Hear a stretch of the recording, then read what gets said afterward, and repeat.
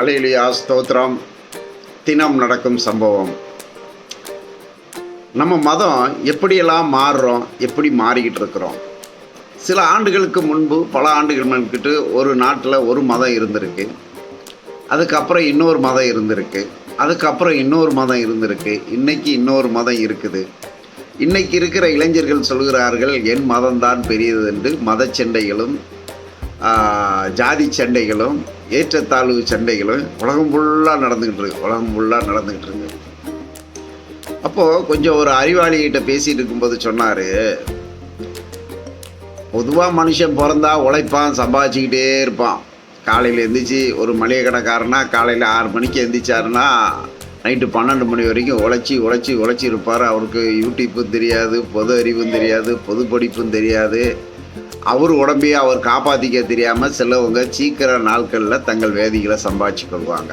அதில் 100-2 பேர் பொது அறிவு, யூடியூப்பு, பர்சனாலிட்டி, உடம்பு, ஹெல்த்தை கவனிச்சுக்கிட்டு சந்தோஷமாகவும் இருப்பாங்க. இப்படியும் இருப்பாங்க, அப்படி இருப்பாங்க. இப்படிப்பட்ட மனிதர்களுக்கு மத்தியில் நாம் எல்லாம் உட்கார்ந்து கொஞ்சம் பொது அறிவை தேடுகிறது இந்த உலகத்துக்கு முட்டாள்தனம் தான், உண்மைதான். அதில் வெறும் பொது அறிவுங்கிறது மதத்தை பற்றியோ ஜாதியை பற்றியோ வேதத்தை பற்றியோ இல்லை, எல்லாத்தையும் பற்றி நம்ம தேடிக்கிறோம்.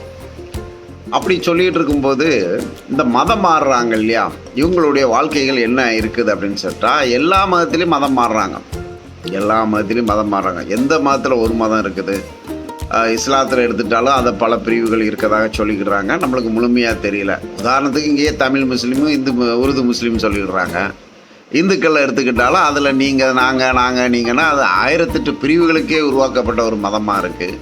கிறிஸ்தவ மதத்தை இருந்தாலும் ஏற்றத்தாலும் 1008 பிரிவாக இருக்குது. இத்தனை மதங்கள் இருந்தாலும் இந்த மதம் மாறுறாங்களா மனம் மாறுறாங்களான்னு கேட்டால் எனக்கு தெரிஞ்சு ஒருத்தர் தன்னுடைய வாழ்வியலையே மாறிடுச்சு. உதாரணத்துக்கு ஒரு ரிச்சா ஓட்டுறவர், அவருடைய வருமானத்துக்குள்ள அந்த வாலிப வயசில் சினிமா பார்க்குறது, டாட் குத்துறது, உலகம் மார்க்கமான வருமானங்களை செலவு பண்ணுற ஒரு தொழிலையே செய்துக்கிட்டு இருந்தார். அவர் கொஞ்சம் குடிச்சிட்டு தண்ணி அடிச்சுக்கிட்டு ஆட்டம் போட்டுக்கிட்டு இருந்தவரை ஒருத்தர் இந்த நோட்டீஸை குடித்து மாற்றினார். அப்போ தான் ஏகப்பட்ட சர்ச்சைகள் இருக்கு, ஏகப்பட்ட ஆலயங்கள் இருக்குத, அவர் ஏன் அந்த ஆலயத்துக்கு போகலை, இந்த ஆலயத்துக்கு ஏன் போனார்னு சொல்லிக்கிட்டா, ஆலயம் யுவர் சர்ச். ஆலயம் எவ்வளோ கல்லால் கட்டப்படலாம், எப்படி வேணாலும் இருக்கலாம். ஆனால் அங்கே இருக்கிற போதகர்கள் அவர்களை வழிநடத்துகிற விதங்கள் தான் அவர்கள் மதம் மாறுறார்கள். அப்போ அப்படிப்பட்ட ஒரு போதகர் அவரை பார்த்தாரு, சந்தித்தார். அவர்கிட்ட அன்பு செலுத்தி, அவர்கிட்ட பாசம் செலுத்தி, அவர்கிட்ட இருக்கிற அறியாமைகளை கற்றுக் கொடுத்தார்.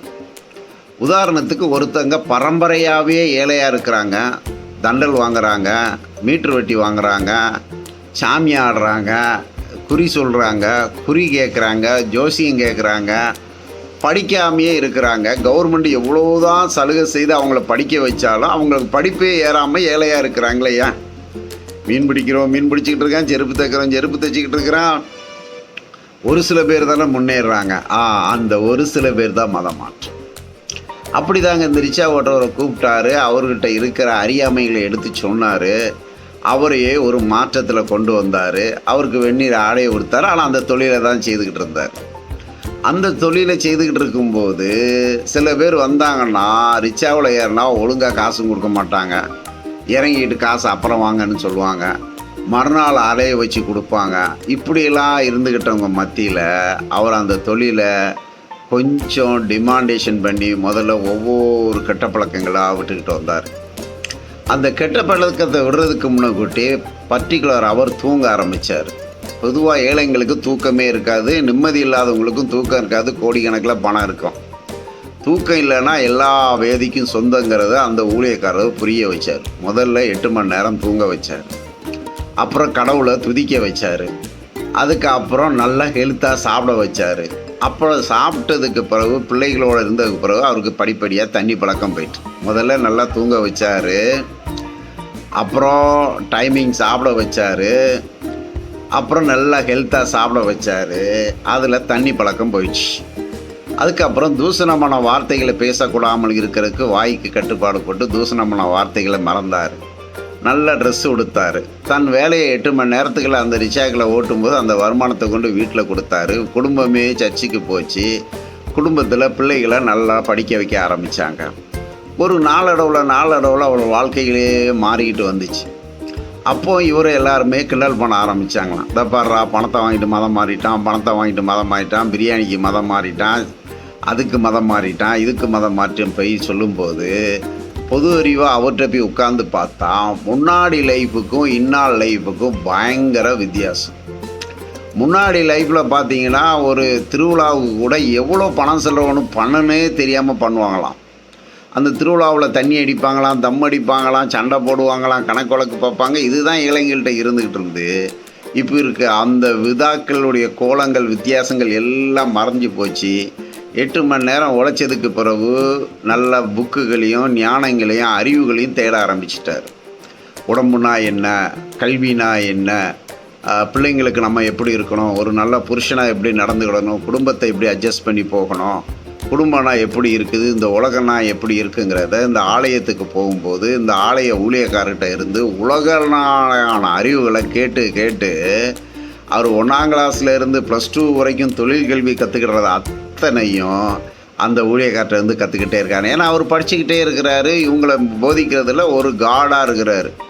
அதுக்கு அப்புறம் உலக மார்க்கமான மதங்கள் என்ன பண்ணுது, இந்த மதத்தில் மனிதர்கள் என்ன பண்ணுறாங்க, இந்த மனிதர்கள்ட்ட இருக்கிற கெட்ட குணாதிசயங்கள் என்ன, நல்ல குணாதிசயங்கள் என்ன, எது உயர்ந்த ஜாதி எது தாழ்ந்த ஜாதி, இது அவை காலத்திலிருந்து எப்படி இருக்குது அப்படின்னு சொல்லி ஒன்று ஒன்றா கற்றுக் கொடுக்கும்போது இவர் உழைப்பில் முதல்ல உயர்ந்தவராக ஆகிறார், மரியாதையாக பேசுறதில் உயர்ந்தவராக ஆகிறார், அன்பு செலுத்துறவரில் உயர்ந்தவராக, தூசண வார்த்தைகள் பேசாமல் இருக்கிற உயர்ந்தவராக ஆகிறாரு. இப்படி இவருடைய லைஃப்பில் ஒரு மத மார்க்கமும் மனமாற்றமும் அடைஞ்சிக்கிட்டே வர இவருடைய ஃபேமிலியே அந்த ஏரியாவிலேயே ஒரு நல்ல வளர்ச்சிக்கு வந்துக்கிட்டு இருக்குது.